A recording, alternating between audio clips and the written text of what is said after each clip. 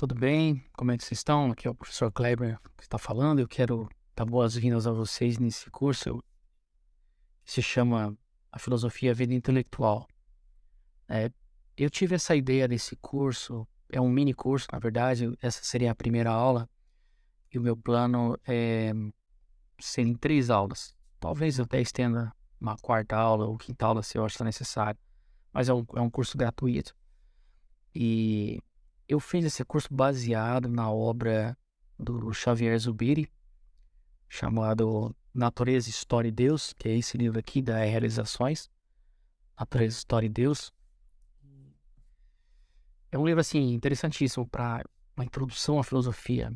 É claro que eu vou partir dele aqui nessa primeira parte do livro, eu vou partir dessa perspectiva, né? Porque o Zubiri, ele traz essa ideia da, da questão da vida intelectual nos dias atuais, né? E antes de mais nada, antes de começar propriamente, o que eu queria era assim, essa plataforma que eu estou usando é a Teachable, né? Então você pode assistir pelo computador, mas pode assistir pelo celular. Existe a, o aplicativo da Teachable, né? Então eu vou, você procura no sistema Android ou no sistema da iPhone, ou que seja o telefone que você usa, você vai poder assistir ali o vídeo. Depois você entra, você vai colocar o login que você criou, que é o seu username, né, o nome de usuário e a senha. Você vai poder acessar e assistir os vídeos. Então, assim, voltando agora, né, nessa pausa, a primeira aula seria o problema da filosofia, nossa situação. Zubir, ele trabalha muito com essa ideia do que é a nossa situação, entender a nossa situação, assim, realmente a situação concreta. O Zubir, ele é um filósofo, assim, espanhol. Ele viveu no período, esses períodos entre guerras e também pós-guerra, né? E é um filósofo, assim, que eu descobri já faz, assim, alguns anos, né? E ele trabalha muito com essa ideia. Nesse livro ele vai trabalhar muito essa ideia, a nossa situação, né? Então essa ideia real, concreta da vida que nós estamos inseridos, né? E o período histórico que nós estamos vivendo. Então, no caso dele, é o século XX, hoje nós no século XXI. Ele diz que nós precisamos entender, né, o que ele vai nos mostrar. Nós precisamos entender essa situação que nós vivemos para poder exercer uma vida intelectual e entender a situação que se encontra também, o que se chama de vida intelectual, né? Nós temos normalmente um estereótipo assim do que vai se chamar o intelectual, né? Então a gente tem aquela ideia assim do cara na academia, o cara na cátedra, o cara que está com aquele jeito meio nerd às vezes. Então isso é toda uma visão muito estereotipada. E essa visão estereotipada, ela é também uma certa degradação do que seria o intelectual. Então, o que que a gente começa a partir aqui? Se você vê na, na plataforma, na aula que você está assistindo embaixo, eu coloquei no PDF. Ali eu fiz algumas notas, são as anotações que eu fiz a partir das reflexões dele. Então, sintetizando alguns pontos, né, que você vai pegando assim do texto dele, né? Então, o que que a gente aprende? A primeira coisa, o ponto de partida para nós entendermos a nossa situação atual é entender os legados civilizacionais que nós estamos inseridos, né? Nós somos ocidentais, estamos no século XXI, nós somos ocidentais, o mundo ocidental, e o mundo ocidental ele é fundado em 3 grandes pilares, né, são inegáveis, isso é constatado historicamente e é inegável, assim, isso é claro quando você vai estudar isso, que é a metafísica grega. Então, a filosofia grega, a compreensão que os gregos trouxeram, ela tem um impacto muito grande assim na nossa vida, que é o problema do ser, a discussão do ser, a discussão da lógica, né? Então, quando você vai estudar, por exemplo, Platão e Aristóteles, onde eles dão esse fechamento assim do que seria o pensamento metafísico, tá? Então, assim, eles vão nos ensinar que a base de toda a construção do pensamento, E toda reflexão filosófica, reflexão política, reflexão ética, reflexão lógica, a base é a metafísica. Ou seja, o que seria a metafísica? A metafísica é a ciência que estuda o ser, isso Aristóteles vai nos mostrar, mas é estudar os princípios, os aspectos que fazem as coisas serem o que elas são. O que as coisas realmente constituem. Porque o que acontece? Nós nascemos, nós somos criados nesse mundo, né? Conforme nós vamos tendo as nossas experiências, as experiências sensoriais, com o mundo, com a vida, com a linguagem. Então as coisas nos são ensinadas para usá-las, né? A gente aprende a usar as coisas e apenas a manejar as coisas, até a linguagem, as palavras. A experiência que nós temos com a realidade, ela é uma experiência metafísica, porque a nossa inteligência capta, ou seja, a estrutura do real, e nós nos movimentamos e nos movemos e nós estamos a todo momento usando as coisas, estamos inserindo nessa estrutura da realidade. Só que muitas vezes nós não perguntamos o que a realidade em si se constitui. O que faz com que as coisas sejam o que elas são. Então isso é a metafísica grega que vai nos trazer. É a investigação que os gregos começam a ter desde os primeiros filósofos, que é a ideia da constituição do ser. Então quando você pergunta pelo que uma coisa é, essa pergunta é uma pergunta metafísica. A pergunta metafísica é a pergunta do ser. Então você pode ter... Porque o que é a física? A física vai estudar o movimento, né? Claro que a gente pensa a física muito baseada na influência da física moderna. Tem uma física antiga, que ela é um pouco diferente. A física moderna ela é mais preocupada com o movimento quantitativo. Então, assim... E mecânico, né? Então, o corpo saiu de A, foi para B. Mas a metafísica antiga, né, ela não é só isso, ela preocupa com o movimento interno também. É como é que um ser se transforma de uma semente para uma árvore. Qual é o movimento interno? Como é que esse movimento interno que faz o ser... O que faz o ser fazer isso? Então, quando a gente faz essas perguntas do que as coisas são, é uma pergunta metafísica. Então, quando também nós perguntamos sobre o que é, por exemplo, a amizade ou o amor, é uma pergunta metafísica. Ou seja, a palavra metafísica não é uma palavra que Aristóteles criou, por exemplo. Ele tem um livro chamado Metafísica. Metafísica foi o nome dado ao livro porque é a forma como o livro foi organizado. Então, toda a obra de Aristóteles, você tem uma organização do corpo aristotélico, da obra aristotélica. Tinha um livro chamado Física, e depois do livro da Física vem um livro, que era um livro de Aristóteles chamado Filosofia Primeira. O cara colocou metafísica, porque vem depois da física. Então acabou virando parte da tradição, da linguagem, do estudo da filosofia e da teologia também. Mas o que seria a metafísica? Seria esse estudo da verdade do que as coisas são, pelo que as coisas são. Então seria mais ou menos isso. Outra base da nossa civilização é o direito romano, né? A influência Roma, ela se apropria, por exemplo, da cultura grega. De uma certa forma, Roma ajudou a manter, né? Fazia os teatros gregos e tal, os mitos, claro, com outro nome. Mas os romanos, né, eles foram bons que na arte, na política, na arte da guerra. E os romanos deixaram um legado também, que é a ideia de império. Claro que a ideia de império veio assim com os gregos. Já sempre teve impérios na história civilizacional, né? A história civilizacional é uma sequência de um império substituindo o outro. Só que o que os romanos deixaram como estrutura de império, que é um império longo que dura praticamente quase 1000 anos, com todos os problemas, invasões bárbaras, a forma como eles dominavam, eles instituíram também um direito, né? O direito romano, o direito das gentes. Então, essa estrutura do direito romano acabou sendo base para a estruturação do direito em si no Ocidente.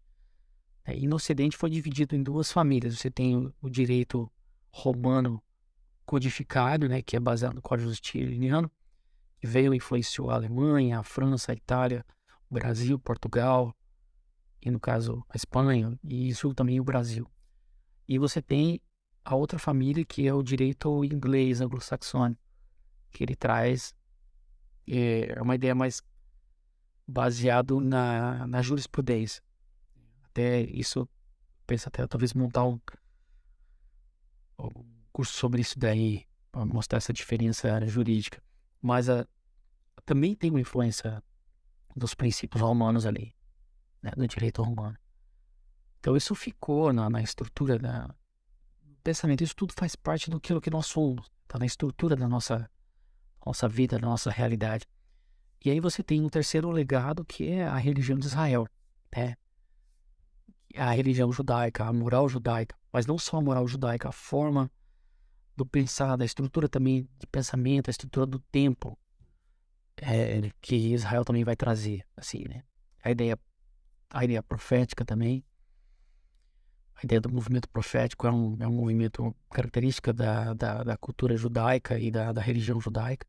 Tanto é que alguns filósofos e alguns pensadores, eles acabam encarnando muitas vezes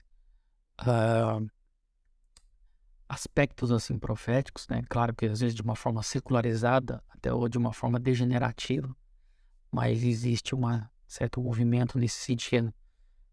E, então, esses três legados, aconteceu algo interessante na cultura antiga. O cristianismo, ele absorveu isso para dentro de si, né? Então, daí nasce, por exemplo, tanto a teologia cristã, que fonda a religião judaica, né, o cristianismo, que acaba pegando o texto bíblico, um pouco também da reflexão metafísica grega, porque o cristianismo antigo, ele percebeu que havia um encontro entre o que estava no texto sagrado e aquilo que os gregos descobriram pela racionalidade. Elas não necessariamente se chocavam, mas elas poderiam ser dialogadas e dava para ver que se buscava a mesma coisa, mas de uma forma diferente, né? Porque a ideia judaica trabalha com a ideia da revelação e a ideia grega, a ideia do conhecimento, né? Da reflexão, né? Da teoria, da vida teorética. Então, isso de uma certa forma o cristianismo absorveu isso daí e trouxe assim, um progresso muito grande, tanto na filosofia como na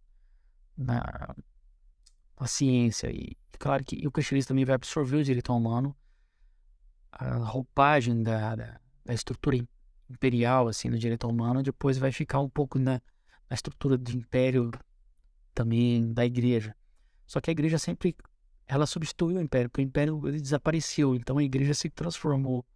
Não que ela se transformou em imperialista, mas ela substituiu a necessidade que o mundo romano criou. Porque o mundo romano organizou o mundo. Quando ruiu o império, o mundo ficou totalmente disperso. Então, era um mundo confuso. Então, a igreja, e com as invasões bárbaras, o mundo se tornou caótico. E a estrutura romana foi morrendo. O que aconteceu? A igreja, ela foi crescendo. E esse crescimento dentro dos primeiros séculos faz com que não só os romanos ou os ocidentais ali, daquelas regiões onde os romanos criaram o império, até onde eles alcançaram, mas os bárbaros também, com o tempo, por causa das missões, as questões missionárias cristãs, também eram cristãos. Então o cristianismo conseguiu conciliar todos os mundos, o mundo bárbaro e o mundo também do cristianismo. Então quando você assiste, por exemplo, aquele seriado Vikings ou o seriado Last Kingdom tem no Netflix, por exemplo, você vai ver, por exemplo, ali o mundo cristão e o mundo bárbaro entrando em choque, né? Duas cosmovisões diferentes. Mas ali você também tem o que vai acontecer. O cristianismo vai vencer tudo isso daí. Interessante que o cristianismo, da sua forma, da sua organização de vida, principalmente da vida monástica, né? Uma das maiores forças que você tem no período ocidental aí, por bom tempo, nos séculos, é a vida monástica. A vida monástica é uma das causas, assim, que trouxe essa organização da vida e do mundo, assim. É porque os monges inventaram muitas coisas. Muitos cientistas saíram também dos monges, né? Nicolau Copérnico era um monge. Roger Bacon, que foi o cara que inventou a pólvora, o cara que descobriu várias coisas também, antecipando os empiristas ingleses, até Francis Bacon, no caso ainda é o Roger Bacon, também era um monge. E tantas outras coisas, né? Os monges, eles organizaram a vida social, eles ajudavam, eles criaram a ideia de caridade, igual as ideias hoje que tem de entidades filantrópicas, tudo é uma herança da organização da vida da igreja, os hospitais, as casas, as santas casas de cuidar dos doentes, dos desfavorecidos. Então, toda essa visão de mundo também jurídica que a gente tem hoje, por exemplo, assistencialismo social do direito, que é hoje bem presente, é de uma certa forma uma influência do direito canônico, direito canônico romano, da influência da igreja, claro, depois também do próprio protestantismo, que faz parte da própria reflexão teológica, né? A prática da vida cristã envolve essa acessibilidade social, de olhar o desfavorecido, a viúva, o pobre, o doente, o prisioneiro. Tudo isso faz parte da própria cultura cristã. Então, o cristianismo absorveu tudo isso daí, né? E a gente pode falar também da religião de Israel, a ideia de revelação, a ideia da concepção histórica também, de uma história linear.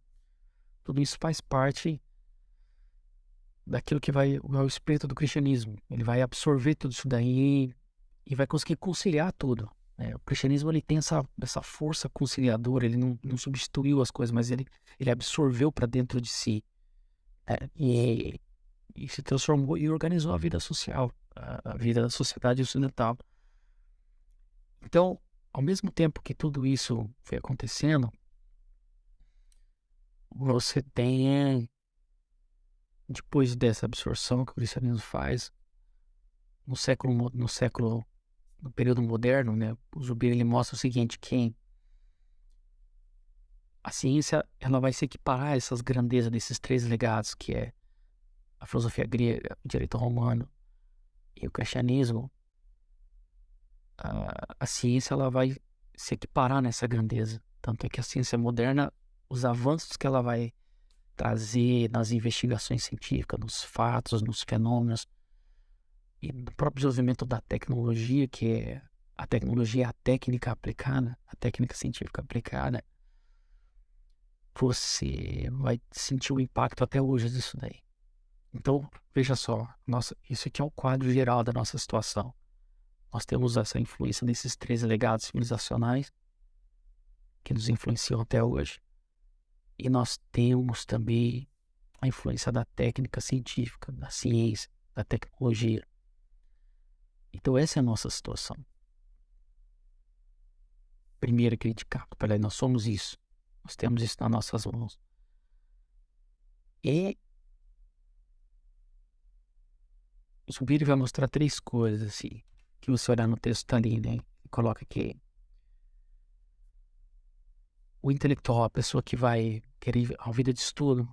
Quando eu falo intelectual, é a vida de estudo, é a busca de querer entender e aprender as coisas. Ele constata que a gente pode colocar três aspectos, assim, características, assim, perigos para a vida intelectual ou para a vida da nossa própria inteligência, que é a confusão da ciência. A ciência, ao mesmo tempo que ela investiga todas as coisas, mas ela traz também uma certa confusão no mundo. O homem se encontra confuso. Você vê hoje a nossa vida. Nós temos muita ciência, muita informação. É fácil você ter acesso a muita informação, a muita coisa. Mas o mundo nunca se transformou, nunca se encontrou tão confuso como é. Existe uma confusão geral na nossa vida. Uma confusão, as pessoas estão confusas, as pessoas estão perdidas. Por quê? Qual o efeito disso que a ciência trouxe para a vida humana?